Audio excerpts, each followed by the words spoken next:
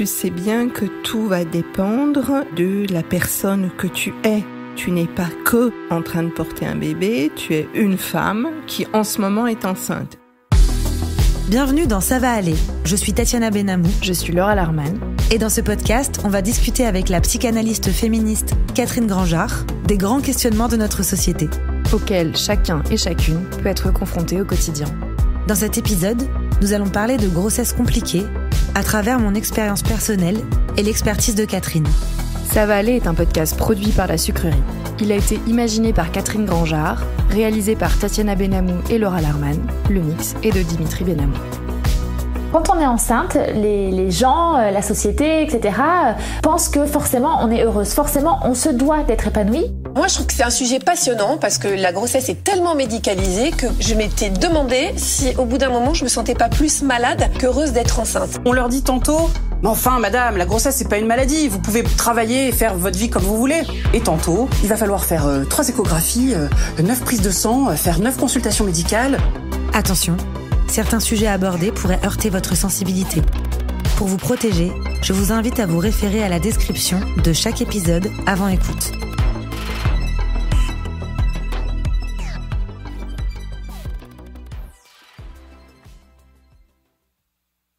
Nous sommes de retour pour un nouvel épisode avec Catherine et aujourd'hui, on va parler de la grossesse. Alors, il se trouve que je suis moi-même enceinte en ce moment, donc j'ai plein de questions à poser à Catherine.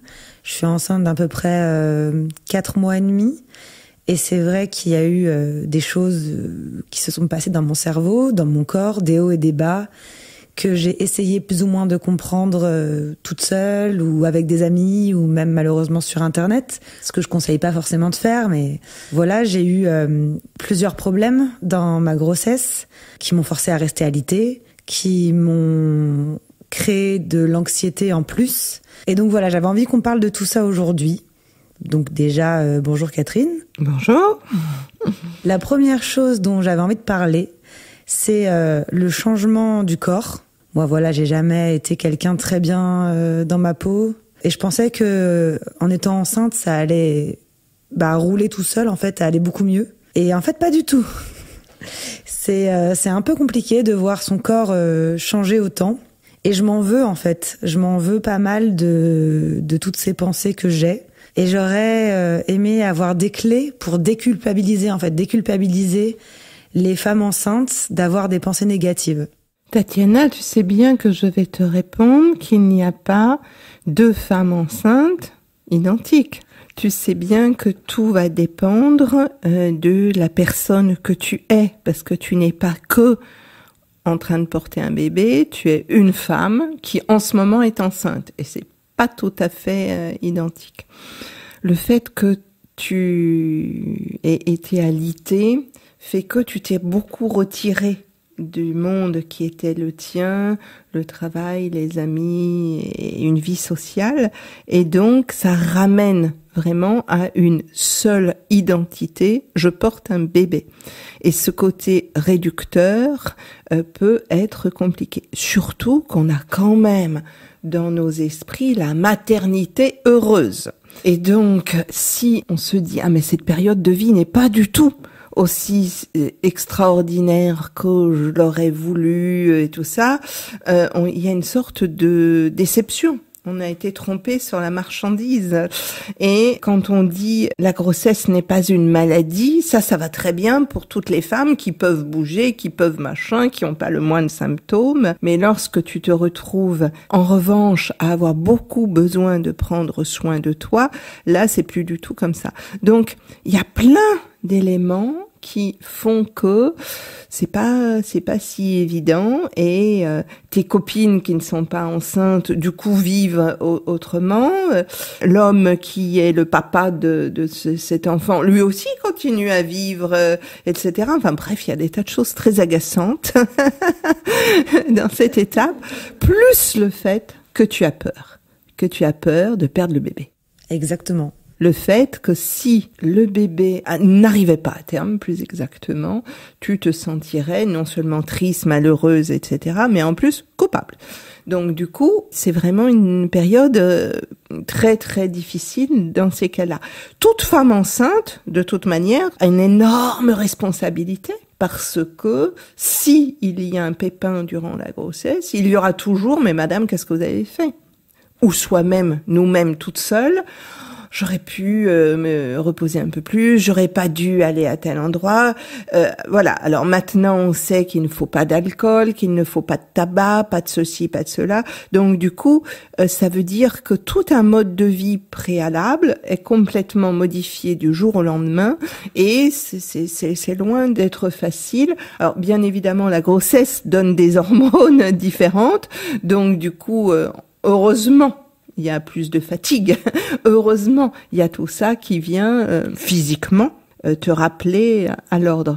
Mais dans la tête, il y a, et le monde continue de tourner, est-ce que je vais rester, moi, X mois en dehors de tout ça? Et c'est vrai qu'on culpabilise beaucoup, même par rapport à ce qu'on fait, si on va marcher, etc. Parce que moi aussi, on m'a dit, la grossesse n'est pas une maladie. Moi, quand j'étais enceinte, je vivais normalement. Moi j'ai vécu normalement. Il m'est arrivé ce qui m'est arrivé. J'ai dû rester alitée, donc je pouvais plus vivre normalement. J'ai eu encore plus peur et j'ai culpabilisé. Et je me suis dit, effectivement, est-ce que c'est quelque chose que j'ai fait ou est-ce que c'est quelque chose qui était déjà en moi? Est-ce que c'est mon corps qui va pas? Enfin, bref. Et c'est vrai qu'il y a tout ce truc de mais la grossesse, c'est un moment tellement merveilleux. Vraiment, profite de ta grossesse à fond, de chaque instant, etc. Mais il y a des moments où non, en fait, là, j'en ai marre, en fait. C'est pas que j'en ai marre d'être enceinte, c'est que je voudrais que ça se passe mieux.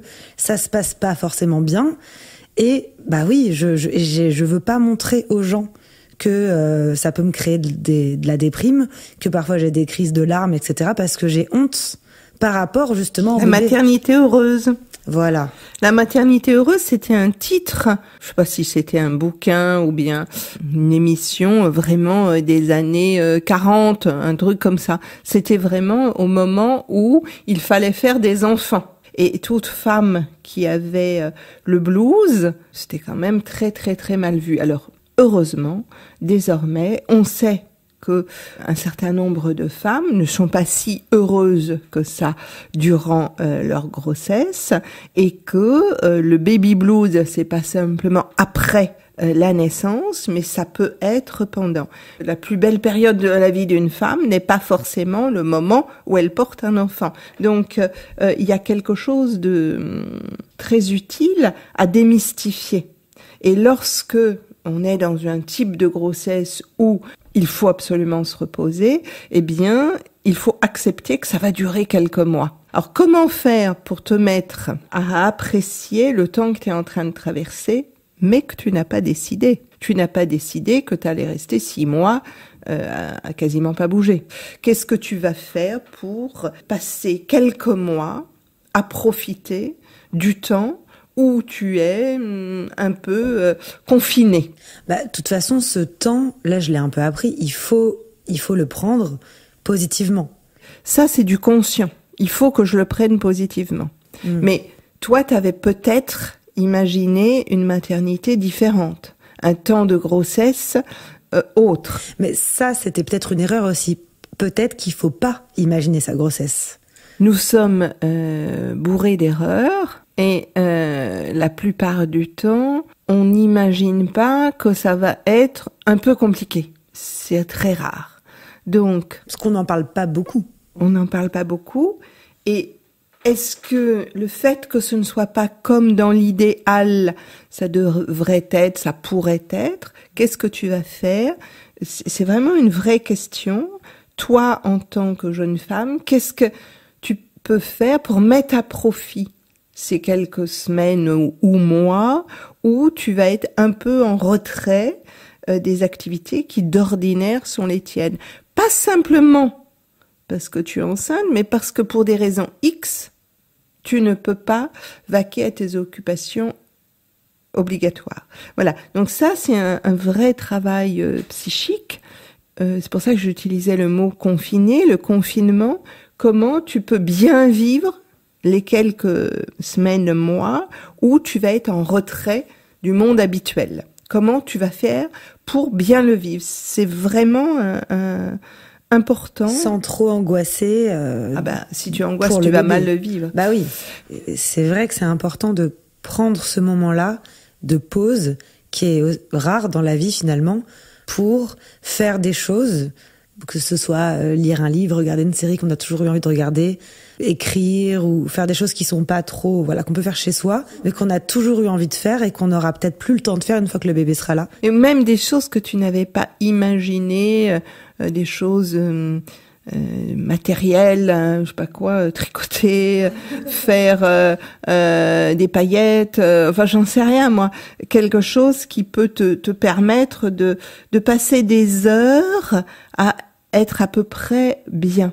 Parce que si tu passes des heures en n'étant pas bien, en étant juste en repli parce qu'il faut penser au bébé, quelque part, c'est quoi ce personnage qui te bloque à la maison? Oui, il faut pas lui en vouloir non plus au bébé, quoi. Et il y a des rêves de grossesse qui sont très intéressants. Si tu fais des rêves, tu les notes, tu me les envoies. Okay. Il y a des rêves de grossesse vraiment très intéressants où certaines femmes ont l'impression d'être grignotées de l'intérieur et c'est très très pénible parce qu'à la fois elles aiment le futur bébé, mais en même temps c'est qui prend ses aises dans mon propre corps? Et pour qu'il n'y ait pas d'accident de grossesse, il y a vraiment besoin de tout ça à fond.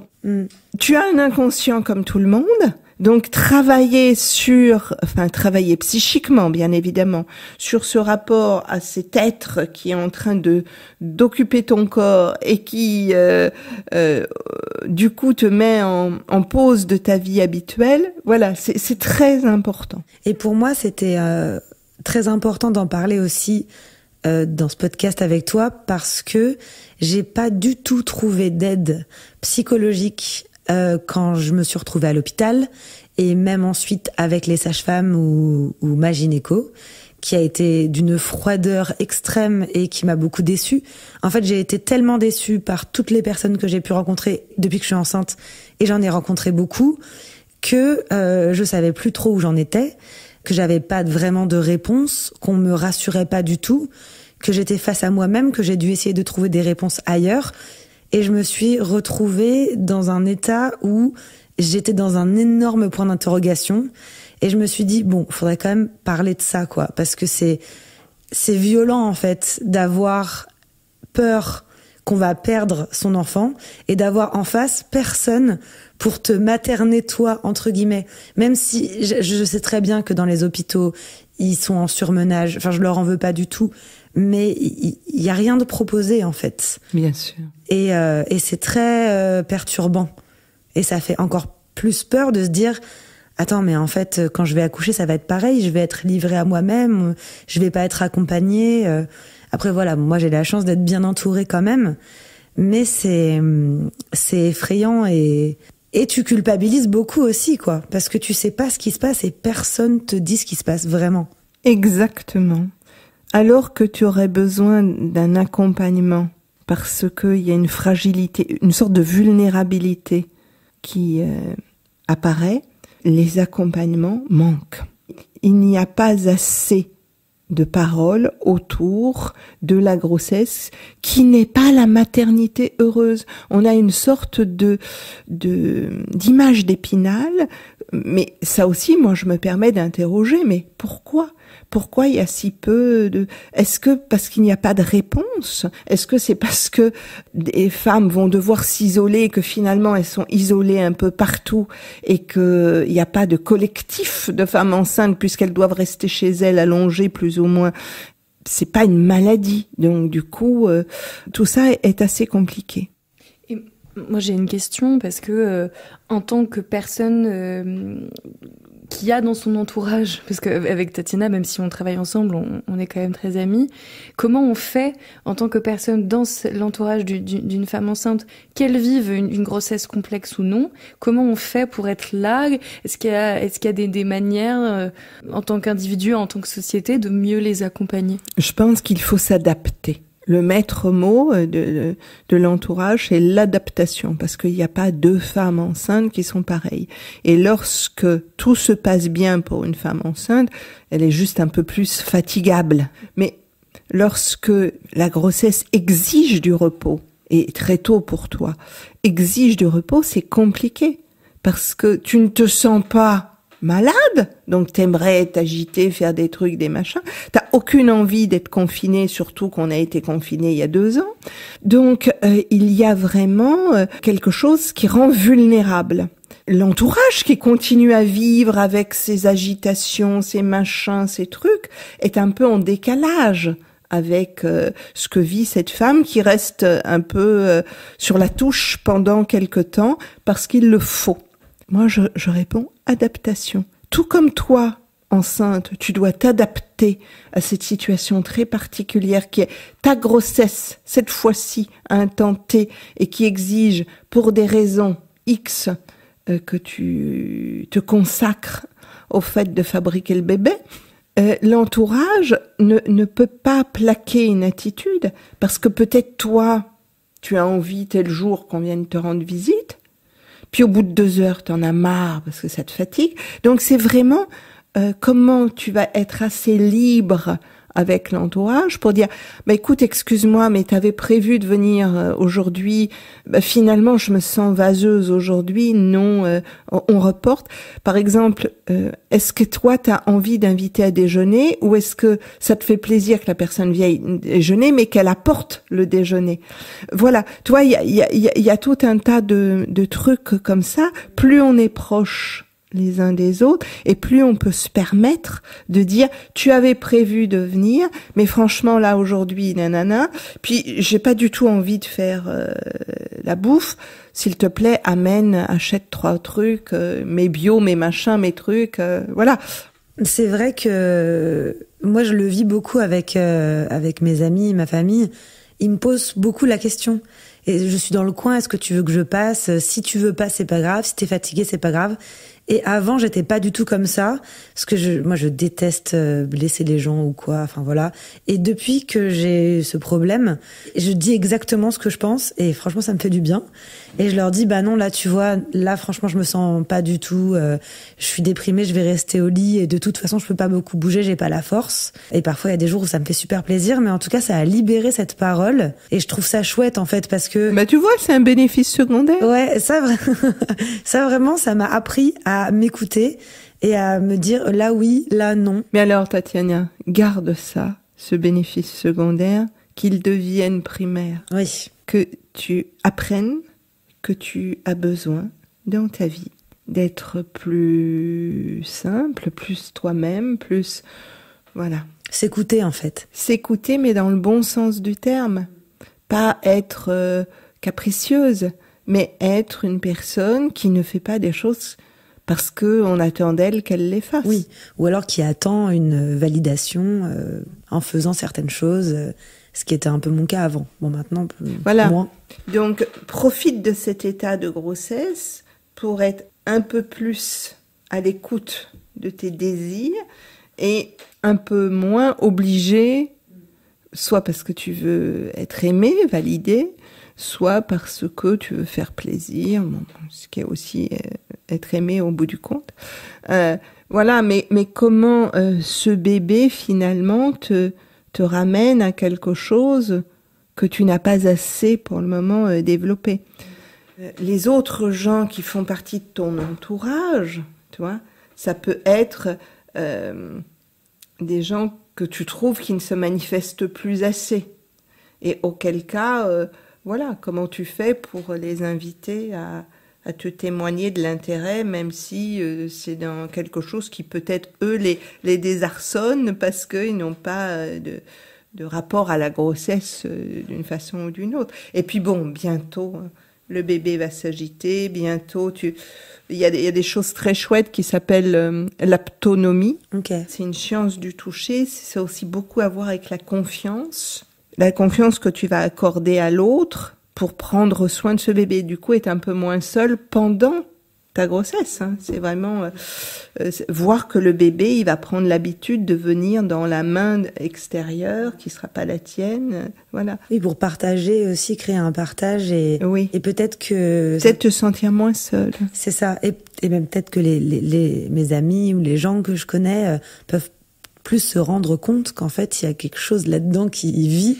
Et par rapport justement à ce fait de toucher le ventre, ça m'a fait penser à quelque chose de très intéressant, qui est que quand on est enceinte, j'ai remarqué, tout le monde veut te toucher le ventre. Et parfois, les gens le font sans te demander. Et j'ai l'impression, en plus avec tout ce que j'ai vécu à l'hôpital, etc., toutes les analyses, les gens qui sont venus me voir, qui m'ont regardé, tout ça, c'est comme si ton corps ne t'appartenait plus du tout et qu'il était aux autres, c'est-à-dire à la médecine et aux gens, en fait, et à tout le monde, finalement.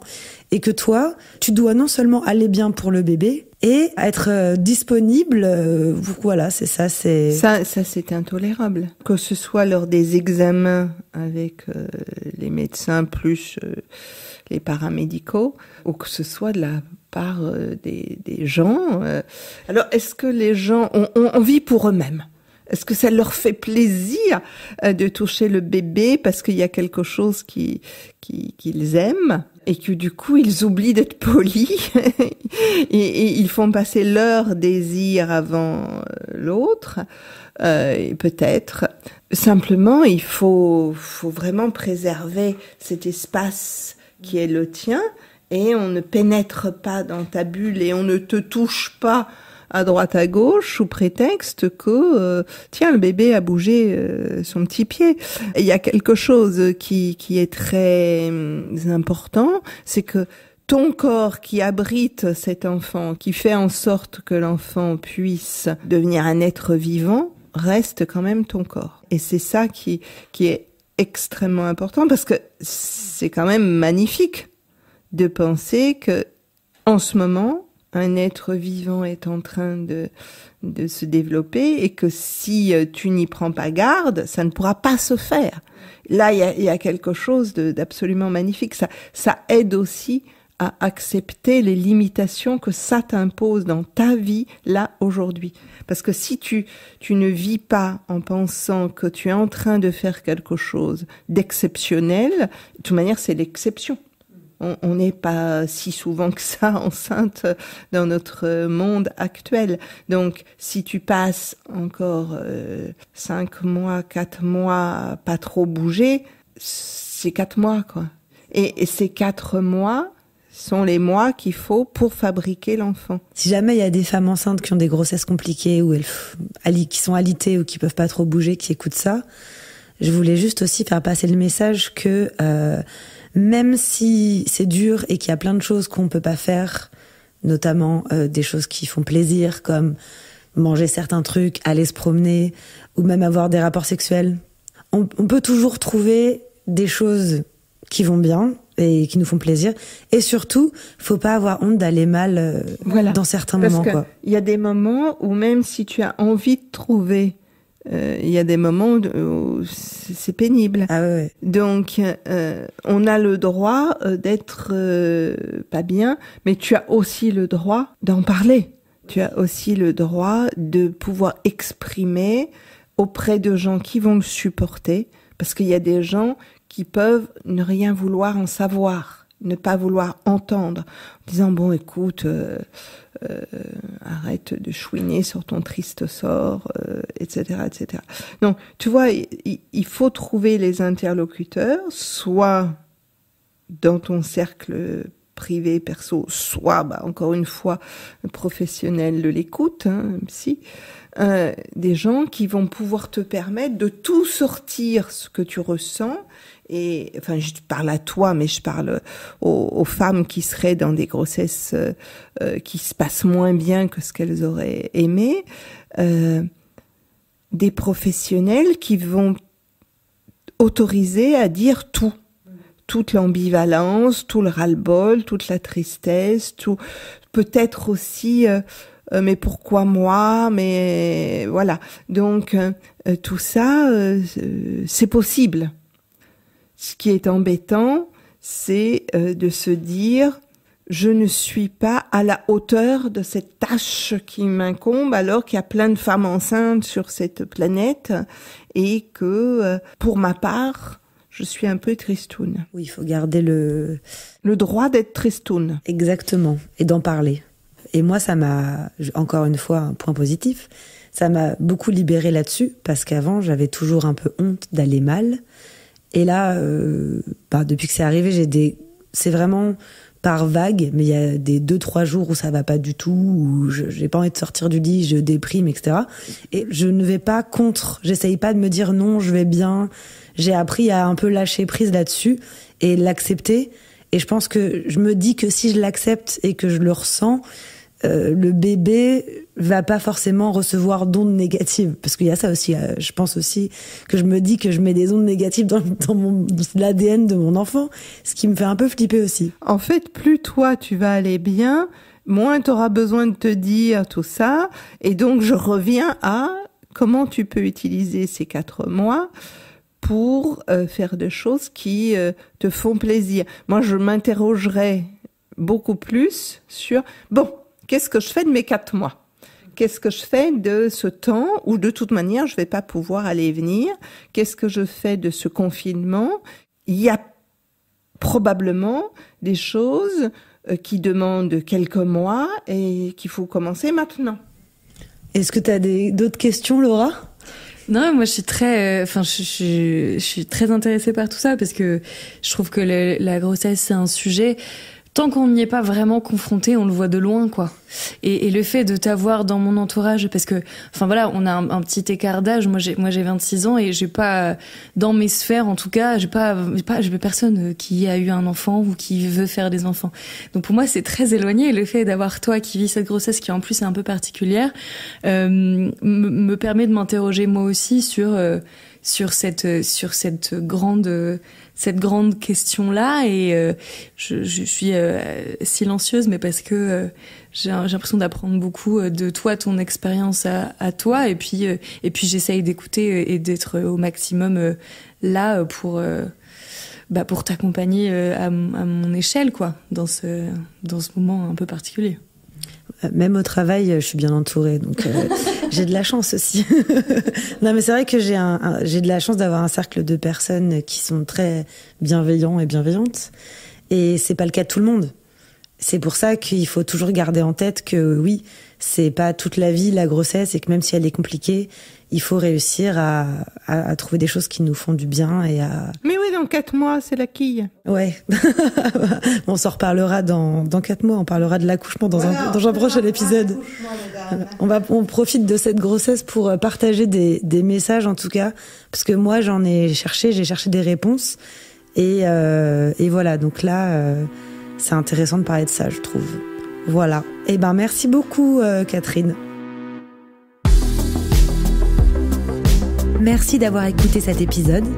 Si vous avez envie que nous abordions certaines thématiques, n'hésitez pas à nous contacter sur Instagram, sur la page Ça va aller, le podcast.